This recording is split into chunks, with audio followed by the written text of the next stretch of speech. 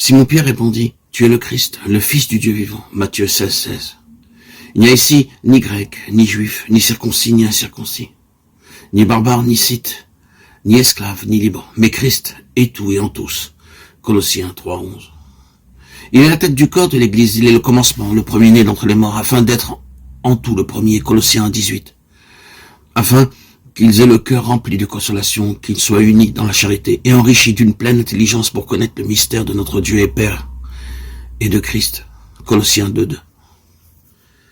Nous ne nous prêchons pas nous-mêmes, c'est Jésus-Christ, le Seigneur, que nous prêchons, et nous nous disons vos serviteurs à cause de Jésus, de Corinthiens 4, 5.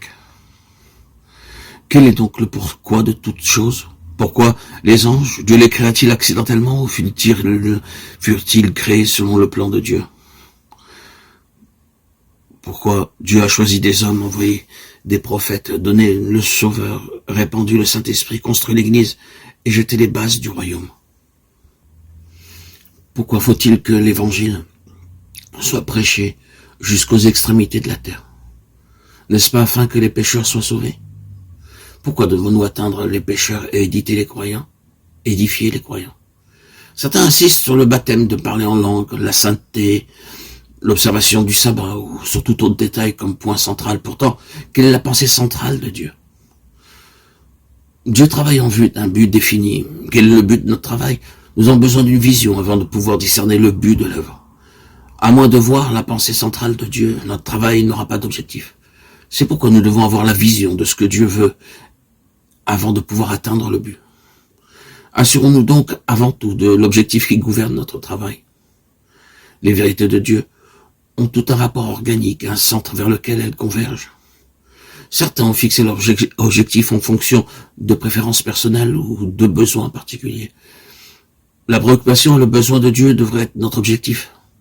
Qu'est-ce qui est au centre du cœur de Dieu? Quel est le fil conducteur qui court à travers toute la révélation de Dieu? Quelle est la vérité suprême de Dieu? Quel est le Seigneur Jésus? Nous pouvons tous répondre qu'il est notre Sauveur, cependant très peu peuvent répondre comme le fit Pierre, tu es le Christ de Dieu. Luc 9, 20. Ainsi, le point de convergence des vérités de Dieu, c'est Christ. Le cœur de Dieu n'est autre que Christ. Le mystère de Dieu, c'est Christ, écrit Paul. Mais qu'est-ce qu'un mystère? C'est ce qui est caché dans le cœur de Dieu. Dieu n'avait jamais dit auparavant à quiconque pourquoi il avait créé toute chose, l'humanité incluse.